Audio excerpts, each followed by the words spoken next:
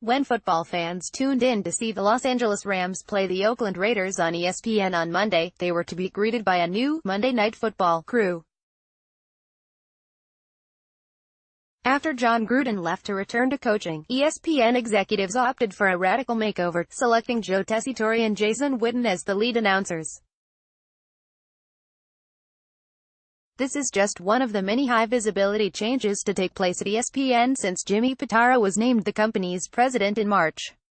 Along with resetting the network's relationship with the NFL, Pitaro has overseen a rebuilding of ESPN's daytime lineup and the return of SportsCenter to its past prominence. Pitaro has not remade the executive ranks or outlined a bold new vision for the company, but his plan for ESPN is becoming clearer.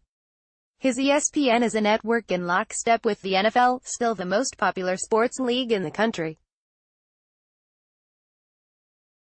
It is one that is swiftly retreating from offering commentary on political and social issues, and re-establishing the prominence of bread-and-butter highlights. It is a vision that raises questions about the company's commitment to hard-hitting investigative journalism, and whether it is even possible to be a down-the-middle sports network anymore. This probably isn't how Pitaro would describe his effect on ESPN, of course. He declined to speak on the record for this article, though ESPN made a number of executives and on-air talent available. These people said what one might expect them to say about their new boss. That he loves sports, that he is a great listener, that he collaborates and is a sponge for information, that he has thrown himself headfirst into work, and that the transition has been seamless. That everybody is already taking to heart Pitaro's 4 core pillars: direct-to-consumer, expanding our audience, quality storytelling and programming, and innovation. But they also spoke carefully. Abundant praise for Pitaro could be seen as criticism of his predecessor, John Skipper. Outlining, or praising, the major changes he has undertaken by definition means admitting major changes were necessary. Connor Skell, an executive in charge of content, described Pitaro as bringing a fresh set of eyes and new energy to the company. When asked if energy had been flagging, he paused for a while before saying he did not know. Last year was an annus horribilis for ESPN. There were the layoffs in April and the seemingly weekly self-inflicted controversies throughout the summer and fall. Just as things were settling down in December, Skipper, the company's high-profile president, shockingly resigned over what he would later describe as an extortion attempt involving a cocaine purchase. Obviously no one saw that curveball coming, said Scott Van Pelt, a SportsCenter anchor. Immediately after he went to work, Pitaro was greeted with large problems. ESPN, for example, pays hundreds of millions of dollars more annually for the right to show NFL games than do NBC, Fox and CBS, yet it typically gets less attractive matchups. Some ESPN executives believe the unsatisfying bundle of games scheduled for the network's showcase Monday Night Football window has been payback for its reporting on the league. NFL executives frequently complained about criticism of their league on ESPN programs and about the wall-to-wall coverage devoted to stories unfavorable to the NFL, according to Sports Business Journal. Pitaro, along with Burke Magnus, an executive in charge of programming and scheduling, quickly went to work to repair that relationship. Depending upon personalities involved, depending upon the business, depending upon how long you have been involved in the relationship, there are ebbs and flows, Magnus said about ESPN's relationship with the NFL. It is interpersonal. It is human nature. I'm not trying to kill John here.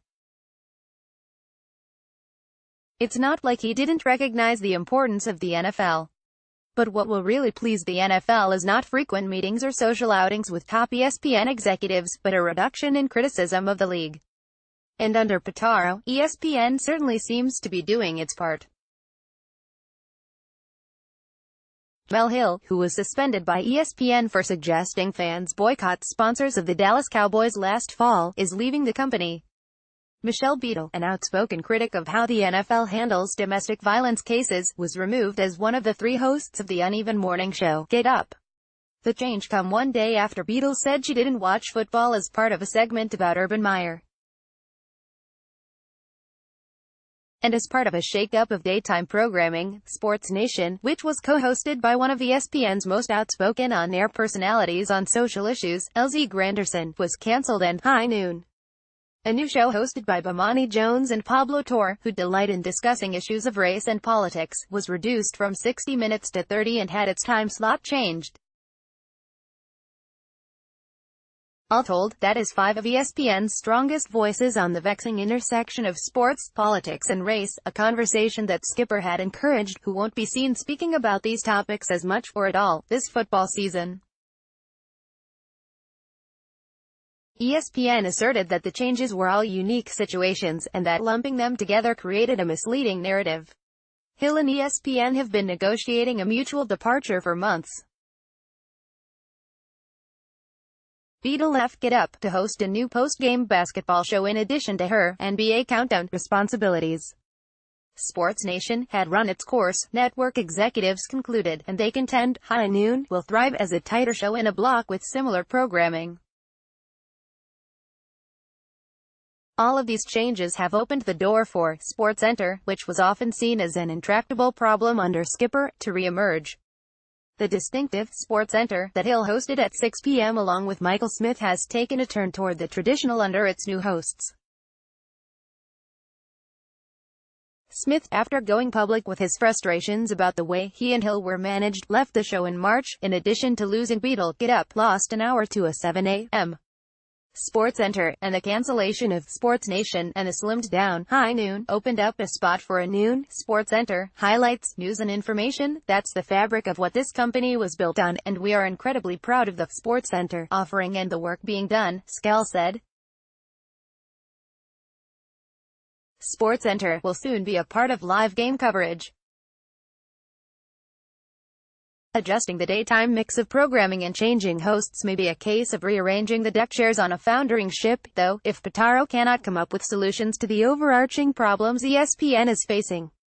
The network pays billions annually for the rights to games because that is what viewers tune in to see. At the same time, it continues to shed cable subscribers, like practically every cable network, and it is too early to tell whether ESPN, its 5-month-old streaming service, will succeed and serve as a bulwark against the continued erosion of the cable bundle. While remaking ESPN and positioning it for a rapidly changing television environment, Pitaro also has to manage outside expectations. Last month, he hosted reporters at the network's Bristol, Connecticut, headquarters for a football media day. He was asked whether ESPN would air coverage of the national anthem live during NFL games, and gave what he thought was a benign answer. In the past, there have been some exceptions, but generally we have not broadcast the anthem as a part of Monday Night Football, and I don't think there will be any change this year, Pitaro said. But instead of the message he wanted communicated, that ESPN was simply continuing its past practice, the headlines, including at the New York Times, reported that ESPN would not show the national anthem.